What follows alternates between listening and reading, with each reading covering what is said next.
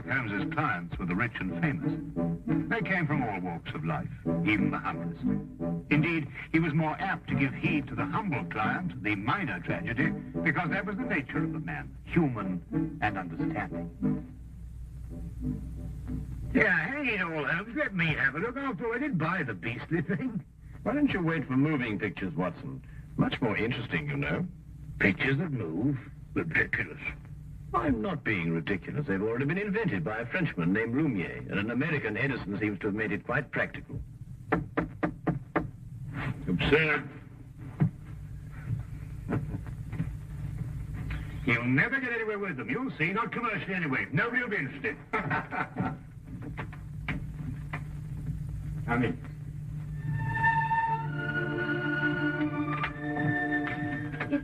It's Mr. Sherlock Holmes in, please, sir. Yes, he is.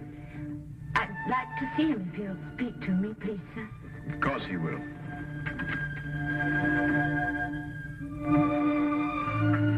This is Mr. Sherlock Holmes. I'm Dr. Watson. Miss... Mrs. Hooper. Oh, come now, my dear. It's not as bad as that. It's Billy. My husband. He's dead. Oh, my dear. Here, come and sit down and tell us about it. Get a cup of tea, Watson. They say he hanged himself, sir, 3 days ago in a hotel in Glasgow. Oh, yes, I remember. William Hooper, a traveling salesman with Whipple Brothers, I believe. Yes, sir. Brooms and brushes. He was on his last job for the firm. They were letting him go. Yes, sir, but Billy would have found another job. He wasn't afraid to work. Of course he wasn't. He didn't hang himself, sir. He didn't. Jessie, I believe you have a baby. Yes, sir. 6 months old. Is there any insurance? Yes, sir, but they say because Billy hanged himself. The policy won't be paid. Tell me, Jessie, when did you last see Billy? On the day he went out to Glasgow, on the train. I went out part of the way with him to Doncaster. To cheer him up, I take it. Yes, sir. He was so upset about losing his job, about it being his last trip for Whipples. Yes, of course, I understand. Was he in a more cheerful frame of mind when you left the train at Doncaster? Oh, yes, sir. We had ever such a jolly time. There was a gentleman in the compartment who was so funny he kept us in stitches. When he laughed, you just couldn't help laughing with him. I see. Was there anyone who might have benefited by his death? No, sir. No one at all. Was he a native of London? No, sir. He came from Export. That's a little village in Cornwall.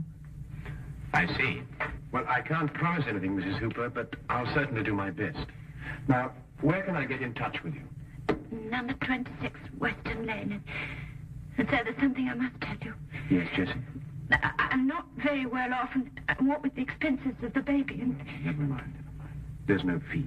Oh, thank you, sir.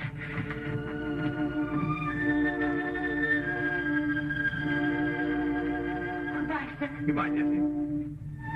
Sir, I don't know how to...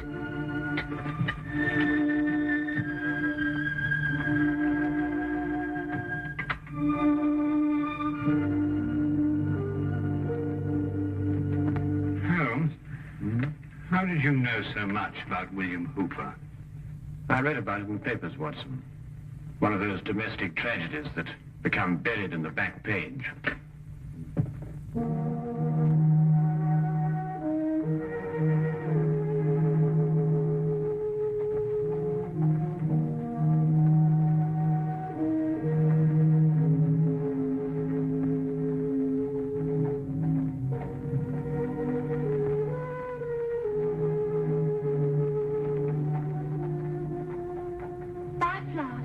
No, thanks.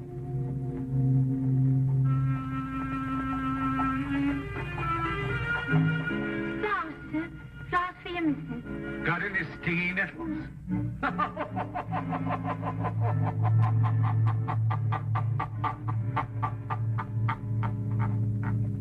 If you want to kill somebody, you can poison them or shoot them or stab them or push them over a cliff if you like, but you don't hang them. It's still deucedly awkward. Unless, of course, you want to make it look like suicide. Oh, Watson, be a good fellow, would you, and buy me 15 feet of manila rope before we go out to Glasgow? Well, we could buy that anyway. Glasgow?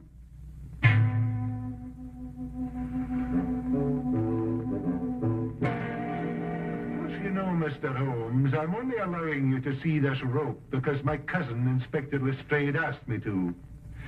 He tells me you've been a wee thing useful to him down there in London from time to time. Well, that's very kind of you to say so, Inspector McDougal. I'm sure that your cousin would appreciate that. Well, there it is. Nothing but an ordinary rope. Nothing unusual about it at all. Well, it's an efficient knot. Which anyone could have tied. And you're quite convinced that Billy Hooper hanged himself with it, eh? Well, he put the rope round his neck, stood in a chair, and then kicked the chair from under him. But first slinging the rope over a ceiling beam and tying it to a bedpost, eh? Aye. Have you examined the rope with a glass, Inspector? Glass, Mr. Holmes. In Glasgow, we have another use, a more practical use for a glass. To put a wee drop in, you can. Oh, yes, yes. Then you'll find this glass a wee bit different, Inspector. It helps you to see things more clearly. Just what am I supposed to see with this? That the fibers on the rope that were slung over the beam point towards the noose. Yeah, I can see which way they point, but I can't see the point of them. Ah, well. You will, Inspector. Now I should like to have a look at Billy Hooper's shoes and the room in which he was supposed to have hanged himself. Mr. Holmes, I'm beginning to have a great deal of sympathy for my cousin, Inspector Lestrade, to say nothing of the entire London police force.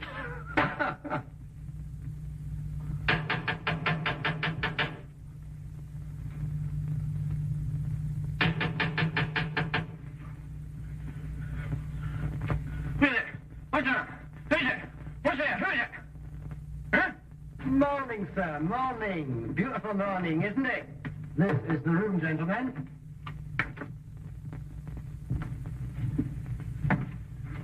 This is the beam, I presume, over which the rope was slung. And this is the bedpost the laddie tied the rope to. Interesting. Just a little routine detection, sir. Why don't you go back to sleep? Watson, let me have the rope you bought in London, would you? Yes.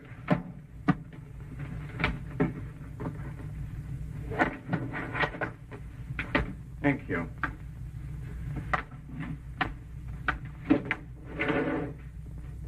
Now, would you come and stand under the noose?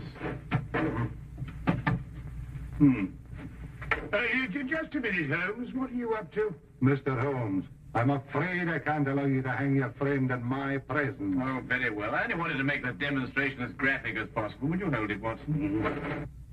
Now, observe the rope, Inspector, passing over the beam as I hoist Watson up. What is all this going on? Oh, just an experiment, Watson. I believe you put on a bit of weight, old chap. It's nonsense, Diego. I'll have a look at the rope. Inspector, observe that part of the rope which passed over the beam. You'll note that the fibers point towards the noose. Exactly like the fibers of the rope Hooper was hanged with. So they do. But if he had hanged himself by kicking the chair from under him, his body dropping down would have caused the fibers to bend in the opposite direction, away from the noose.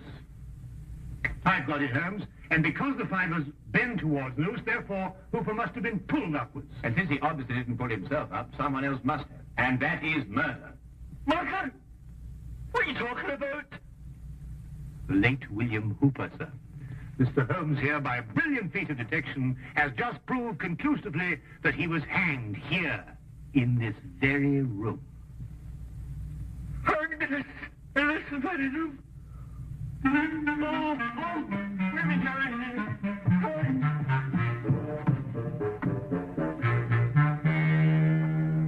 And this, I presume, is the chair that Hooper stood on. That's it. Yeah, there are no scratches on the seat. And there was a nail sticking out of Hooper's right shoe. Further evidence if you require any, Inspector. Ah, fragments of glass. Was there a broken drinking glass found on the floor, Inspector? No, nothing at all. Oh, I expect the murderer tied it up after him. But I think that we'll discover that he gave Hooper a drink with a drug in it. Rather difficult to analyze at the moment, but I shall have a look into it. Was there someone in the bed, Watson, when we came in?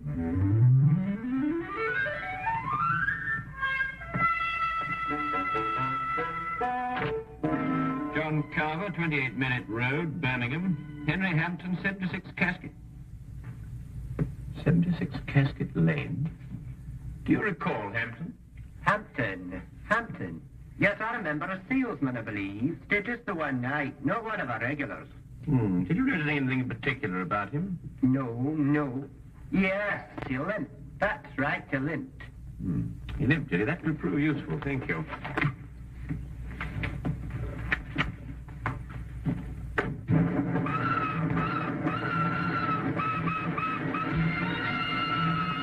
Aside from the fact that Hooper was murdered, what else do we learn in Glasgow? Well, Watson, that the man who registered under the fictitious name of Henry Hampton of 76 Casket Lane is the murderer. Oh, I see. A salesman just happened to be wandering about with a length of manila rope on him. Yes, of course. Didn't you know? He's a rope salesman. But hang it all, Holmes, at least 50 people registered at the hotel that night. What makes you pick on this Hampton chap? Because, my dear fellow, an elementary geographical knowledge of London would tell you that the even numbers in Casket Lane stop in the 60s. Number 76 is obviously a figment of Mr. Hampton's imagination. I see. But then, if both his name and his address are false, where are we going to start looking for him? We begin, obviously, with a trip to Exeter, Billy's birthplace in Cornwall. Now I'll tell you one. About the chap who woke up one morning with an elephant trunk instead of his nose. Began the day by blowing his own trumpet. Anyway, it's nonsense. The murderer to the other side of the world, by love.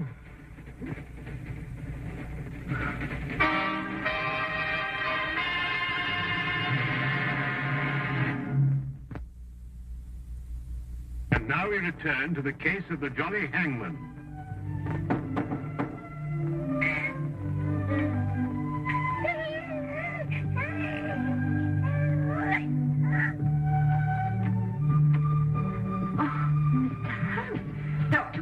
Good morning, Jessie. I hope we haven't interrupted your household chores. Oh, no, sir. Please come in. Thank you. So that's the little man, eh? Yes, sir, that's little Billy. Oh, I say, Holmes, look at that chest, too. Look at these biceps. Yes, Watson, and look at that nice high forehead and that well-developed cranium. Won't you have some tea? I'm sorry, Jessie, but I'm afraid we won't have time. We've come to ask you a few questions about your husband. Yes. Please sit down. Thank you. Dr. Watson and I have just come back from Exeter. It occurred to me that the seeds of what happened in Glasgow were sown in the past. We learned, Jessie, that when Billy was 7 years old, his grandfather was murdered. Did you know that? No, sir. Billy never told me. I can understand that. He was a sensitive young man, and he wouldn't want to burden you with a gruesome story. What happened, sir? Well, at that time, Billy was living alone with his grandfather on an isolated farm. One night, the old man gave shelter to a stranger.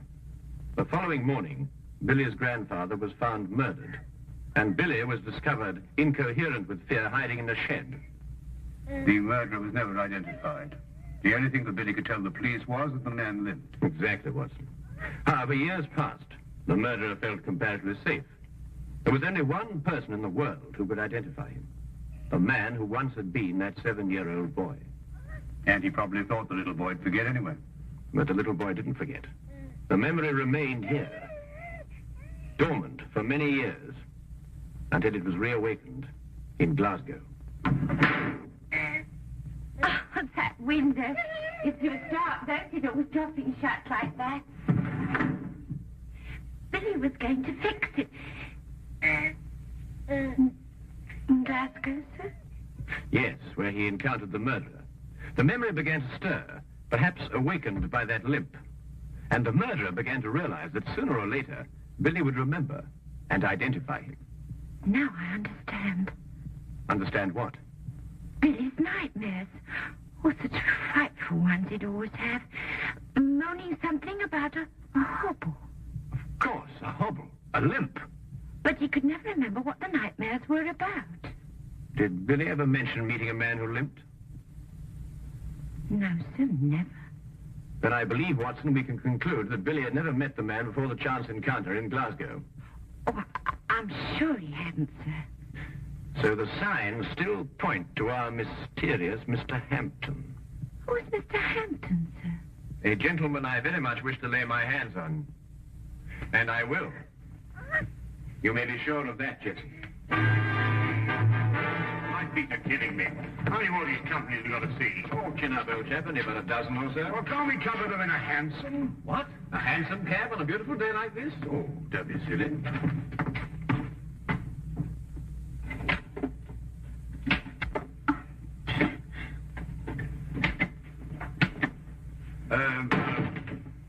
Good afternoon. Do you use a colon or a semicolon after, dear sir? Oh, colon, miss. Now, come along, Holmes. You know better than that. A semicolon, young lady. I can't find either. Tell me, is your sales manager in? A sales manager? That'd be Mr. Thornton, wouldn't it? Or Mr. Baxter? Yes, Mr. Baxter. Did you have an appointment with him? No. Must we have one?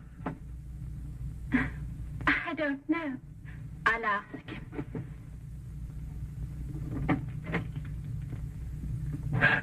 New, I'd say, Holmes. Yes, a safe deduction, Watson. You noticed the fingernails unbroken? Oh, really?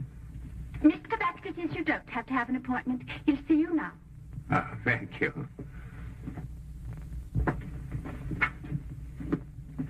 Good afternoon, gentlemen. Good afternoon. And what may I do for you? Good afternoon. My name is Dr. Watson, and this is Mr. Sherlock Holmes. Sherlock Holmes, eh? Oh, this is an honor. Not here to arrest anyone, though, I hope.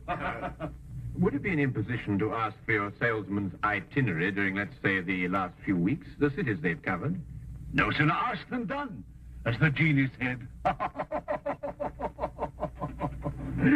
Oh, must be in the file drawer. Our road chart, you know. Dr. Watson, would you mind getting it? It's in the drawer over there. Yes, of course I will.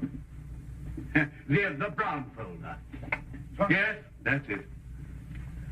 Thank you. Now, let's see, shall we? Johnson covered Wales all this month. Harkinson over in Ireland. Now, quite sure you've had no one in Glasgow. That's right. Used to go on the road myself, but not any longer.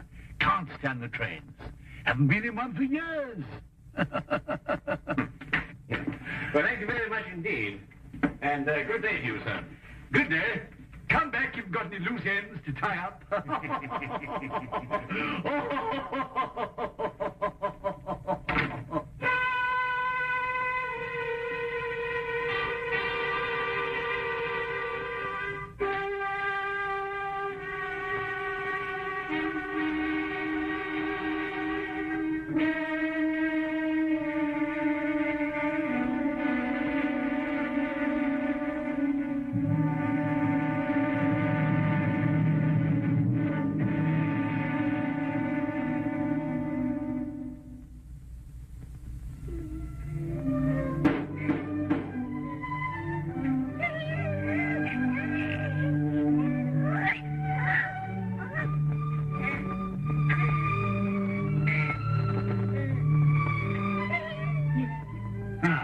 Afternoon, Mrs. Hooper.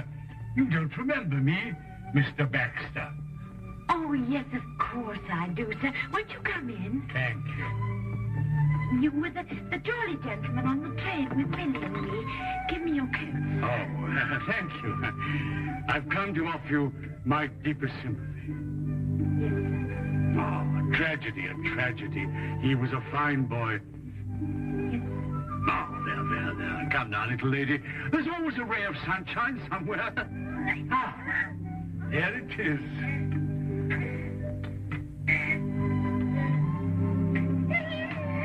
A little bundle of happiness. A joy and blessing for you. You'll always have...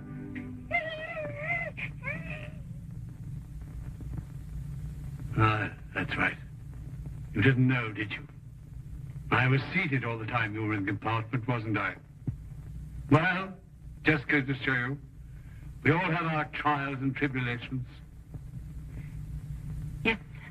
Oh, but here am I, forgetting what I came for. How'd you like a job, little lady, and someone to take care of the baby? Oh, sir.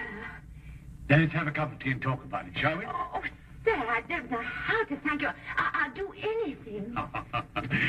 I'll send you to a secretarial school, and then you'll be my secretary. Oh, sir, that would be wonderful. You know, I didn't know how I was going to manage. Oh.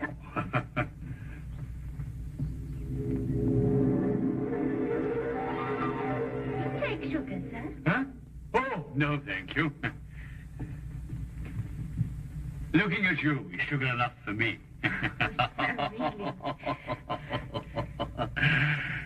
My friend Sherlock Holmes tells me you've been to see him. Do you know Sherlock Holmes, sir? Oh, I should think I do. Always asking my advice, Sherlock is. Can't solve a case without me, he says. He and Dr. Watson went up to Glasgow, you know, inquiring at the hotel where Billy was. And then they went down to Expo. How do you know all that, sir? Oh, Sherlock tells me everything. I suppose you told him that you and Billy met me on the train. And you gave him my name. I'm afraid I'd forgotten your name, sir. Hadn't you now? And you're the only one who knows, eh? Well, wouldn't Sherlock be surprised to find that I'd met Billy on the train? Yes, indeed. Wouldn't he be surprised? Yes, sir. Now, bring up your tea, and we'll talk about your new job. Huh?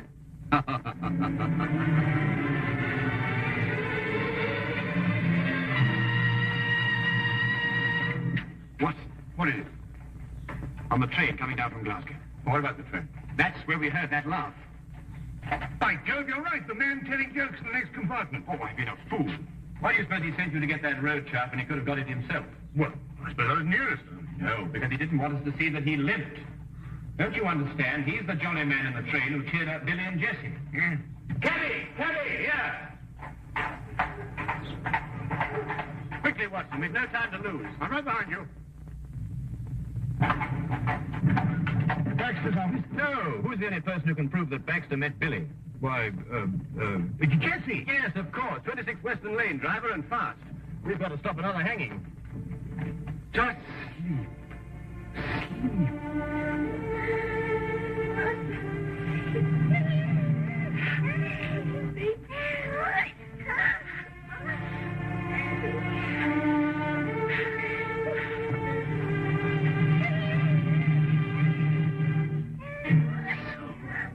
You had to go to Sherlock Holmes, eh?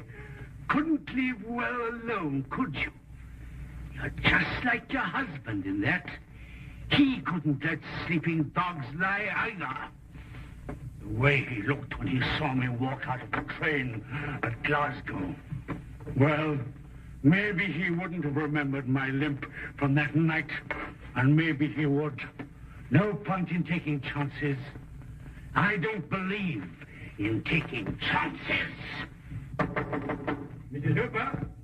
Mrs. Hooper! It's Sherlock Holmes. Open the door. Mrs. Hooper! Jessie, it's Sherlock Holmes. Open the door. Jessie, open the door. All right, Watson, break it down.